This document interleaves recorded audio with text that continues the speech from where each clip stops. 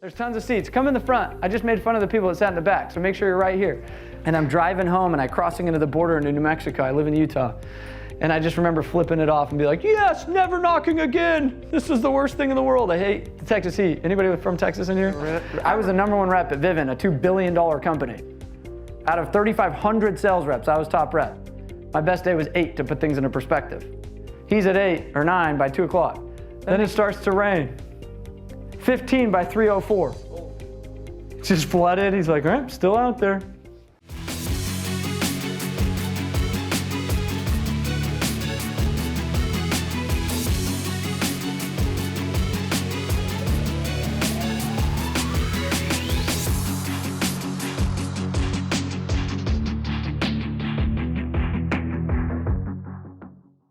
So this is for all those people in the back row. Now, when I talk about how to inspire, how to lead, how to go grow a team, a big reflection is where I say, how involved and how engaged are you? And I call it the front row students versus the back row students.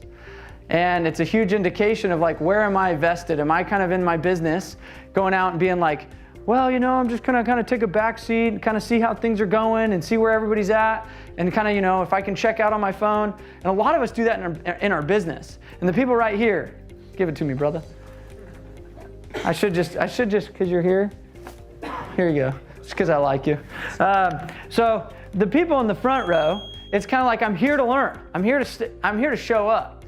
And it's a big indication. Then there's the people in the middle, right? Every one of us in our businesses are running the same way.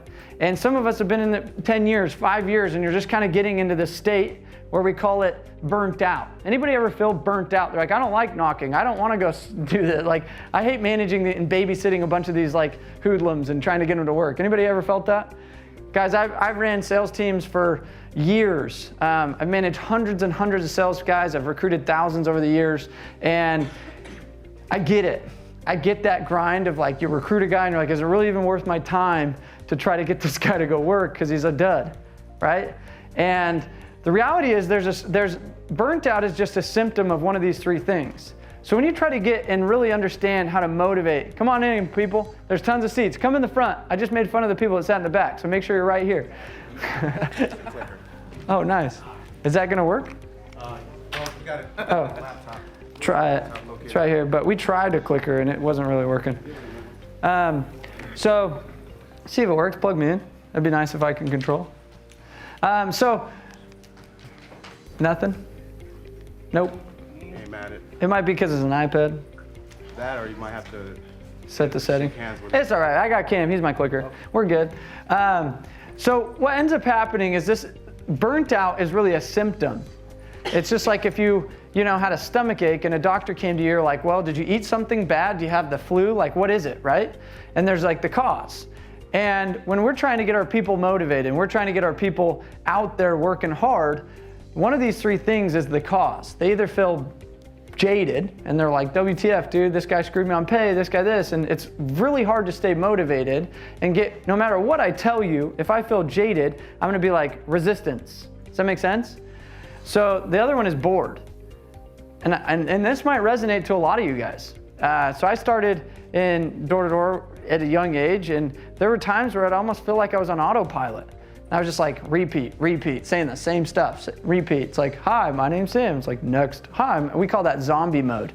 But a lot of times as business leaders, we're not challenging ourselves enough, and we just get into this rhythm, and we get bored. Our salespeople, they're just like, yeah, I make enough money to live. I can travel whenever I want. I feel good. Anybody have sales reps or that's them where they're like, yeah, I'm happy. I make 100 grand a year, and I used to make 50 grand a year, and that's double what I used to make. Does that make sense? And then the other one is lost. They're like, okay, I've been a rep here for 5 years. I've been a business owner. I've had my 5 reps, and we're good. But I don't know where we're going. It's just I'm on this journey to nowhere. Has anybody ever felt that? There's no clear direction of like, okay, we're gonna be this size of a company, we're gonna make this kind of impact, we're gonna change this many lives, we're gonna do X, Y, Z, yet we get stuck in that rut. And I've been in all three of these places. I've been in a place where I was like, F this. I remember my second year, I sold in Austin, Texas. And I'm driving home and I'm crossing into the border into New Mexico. I live in Utah.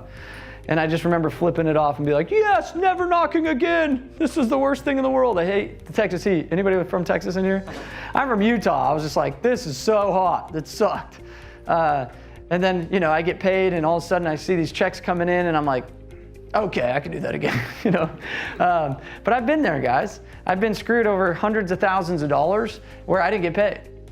I worked for a company. I got paid to go over this company. I built a massive sales team. In 2 months, we recruited about 80 sales guys. We were doing about $5 million a month and didn't get paid. How's that feel? When you're like the number 5 person there, you're the VP of sales, they promise the world and you implode the company and they just say, sucks to suck. Sorry, can't pay you. We ran out of money and we imploded. How excited are you to go out the next day when you're like, yeah, several $100,000 later? Hurts. And it's, can we figure out some solutions to these problems, okay? So next, now I want you to assess. I call it the 3 dinosaurs. Let's talk about the makeup of your team. Are you a team or are you a herbivore, a carnivore, or omnivore? Can somebody help me out? What is the difference? What do you guys think the difference of the 3 dinosaurs are? Carnivore eats what he kills. Eats what he kills. A herbivore? Eats what he finds. Feed me, Seymour. Feed me. Where are my leads? Anybody have any of those? As long as the lead's in front of me, I will eat. If business owner deprives me of leads, I'm broke as a joke. Anybody there? And some of you guys might be that. And you're like going to the owner, like, my leads are bad. Give me better tasting leads. Or some of them come up to you and they're like, hey, you gave Billy 6 leads and you only gave me 4. I'm a better closer. Give me more leads. Why don't you get you more leads? Anybody been there? And some teams are omnivores. And I find these are a rare breed. These are like the Dongo dog. These are like the crazy, hard to find type of person that knows how to wake up the carnivorous brain and wake up the herbivore brain. Because if somebody has a calendar where I have a 5 o'clock appointment, when do they start? When do they start working usually? 4:30, right? The 5 o'clock no-shows, and then what do? And how much did they work that day? Yeah, in their brain, what do they think? Man, it's been a long day, man. I've been grinding. I even had like a 3 o'clock adjuster meeting, man. It was tough. Am I right? Yeah, then you're like, I was working my ass off. I'm like, are you effing kidding me? You literally talk to 0 people all day. So I go to a company one time and I was like, I get hired out to go to companies and motivate their sales teams and knock with them. You know what I mean? I've consulted over 200 companies now. And I implemented what we called the power hour, right? And the power hour is a miracle morning. You read, you work out, you meditate, you pray, you get your morning right. Take an hour. Does anybody do that? Like have a really good morning routine? That's a key to success, right? And I was teaching this. And they call me 3 weeks later and they're like, Sam, you would never guess. We tripled in sales. I was like, wow, 3 weeks later. Damn, I'm good. I should have charged you more. And I was like, well, what'd you do? And they're like, we implemented the power hour. I was like, what? Out of all of the things that you picked up out of I trained on, the power hour tripled your sales? I was like, how is that even correlated? You know what I mean? Like, I'm like, you correlated it to this. I was like, you implemented the power hour. I was like, okay. Yeah, good job. He's like, yeah. We finally got our whole sales team to knock 1 full hour every single day. I was like, Fitch, I either suck or I don't know how to respond to this. I didn't want to kick him in the nuts and be like, hey, what about the power 5 hour, 7 hour, And he's like, I simply had to respond like, see, it was worth it, you know what I mean? Okay, tripled in sales. I'll put that on the wall of fame right there, you know what I mean? I was like, cool. How about this? Baby steps onto the bus. Baby steps to 2 hours. Baby steps to 3. I was like, if that's what you want to take, then great. But I'm talking about, some of you guys might look in the mirror because I made the same joke with a company in California 2 months ago. Fly out to California. I told the story. And then I looked at every single one of them and I said, I guarantee you guys aren't even doing it.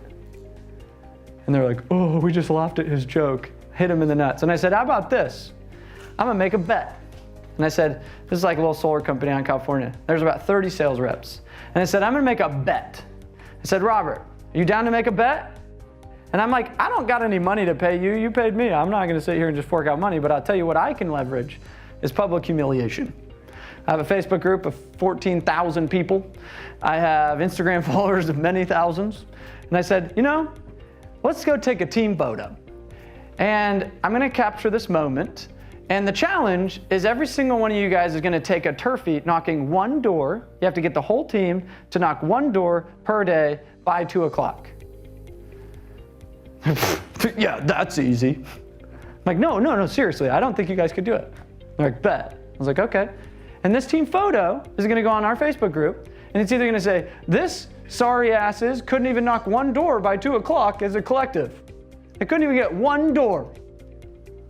Or it's gonna be a beautiful photo and be like, I visited one of the coolest groups on the planet. These guys are awesome, you should check these guys out. One of the two posts is gonna happen. It's up to you. And I said, speak your piece now. Write it on the whiteboard. If you already have a doctor's appointment before if you have any excuses, we're gonna write it up on a whiteboard right now. Get it all out. Who votes they did it? What? Who votes they didn't do it? Isn't that sad? I'm on their group me, right? And I have to literally look at the photo, look at all their turfies, and like match them. That was really dumb of me because it was time consuming. And I was like, oh, didn't do it by day 2. So here's why we're in the training. We want to learn how now to fix that. Say yes? Yes. That did not sound convincing. Say yes? Yes. Okay, we're going to fix this. Next slide. So, a buddy of mine, and I don't have audio, so I'm going to narrate. This guy named Adam Shantz. Anybody ever heard of this guy? He is by far the best door knocker on the planet. By far. And the first principle that I'm going to teach you is called lead from the front. So this is an owner of a company. He's been in the space for about 20 years. And this is him, his film guy. That's just his thing. What time does it say right there? 7:03 a.m. Off to the doors. And he's like, all right. So Adam is the owner. Guess how many sales reps he has? 400. Oh, I don't need to knock anymore. 400 reps. We're driving out. He's like, it's 2 o'clock. Guess how many deals he's at right now? 9. So he's doing alarms. My best day in alarms ever was 8. I was the #1 rep at Vivint, a $2 billion company. Out of 3,500 sales reps, I was top rep. My best day was 8 to put things into perspective. He's at 8 or 9 by 2 o'clock. Then they keep going. He's like, man, I'm just getting referral after referral. Let's keep going. So he's like, let's keep going. Then it starts to rain. 15 by 3:04. It's raining now. He's like, He's the owner of the company, has 400 reps. He's worth hundreds of millions of dollars. What's he doing? Oh, it's raining though.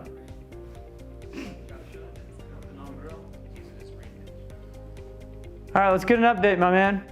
I think we're at like 18, 2 spot. Here we go. It's just flooded. He's like, all right, still out there. And what I'm saying is, for me, I see too many business owners that get so caught in the weeds of production and they lose sight on their skill set, which was how they got started and how they made all their money, which was really leading and getting in the trenches. It's much easier to contract out some busy work than 9-to-5 stuff. Yet we get comfortable sitting in the chair and forgot this, where he's already at 27, 28 deals by that night, and he does that every day that week. Why does he do it though? Because of a very simple principle. He's never above what? Doing what he's asking his people to do. So a leader is one that knows the way, goes the way, and shows the way. Maxwell's speaking later. You don't lead by pointing and telling someone a place to go. You lead by going to that place and making a case. And so often we recruit a guy, they don't get that 5 years ago, you were the LeBron James in your world. Does that make sense? You hire them and you tell them the story of 5 years ago, and does that pack a punch? What packs a punch? Does that make sense? So I recruited hundreds of sales reps, guess how? Hey, does your manager, does your leader go take you out like I do? Was he the top rep? Does he do this? Hey, just come out with me on a Saturday and let me show you what's up. No pressure, you don't need to come. But I guarantee you, your owner won't go out and knock with you. And I would just poach people all day. Why? Because they saw somebody that was saying, I'm willing to not just point and tell you where to go, I'm willing to go there with you. When I go to clients, I say, I'm not afraid to get in the trenches. I don't need to, but I want to show you that if I'm willing to go do it, and this is like my profession is speaking and stuff, you're out there every day with your people. So what I'm getting at is the very, very first principle that you cannot like delegate is leadership by doing and leading from the front. And it's influence can never be faked. Does that make sense? We think that we influence our people too often, and in reality, it's like, no, we're just pushing them. We're trying to force them to do things instead of inspire them to do things and show up for them. And I promise you, as you change your mindset, you change your behaviors to be this, I guarantee your people will be like, all right, William Wallace, I will follow you down into the battlefield. We call this the William Wallace effect. Was William Wallace at the top of the hill being like, okay, guys, go for it? Well, I should have freaking painted my face blue today and been like, all right, everybody, let's go, and had a flag, you know what I mean? That's how you need to feel. And you're like, well, that's not my type of personality. And I go, that's okay. You don't need to sit here and do the rah-rahs all the time. They just need to see by your behavior, not by your words, that you're willing to show up for them. Does that make sense? Say yes? Yes.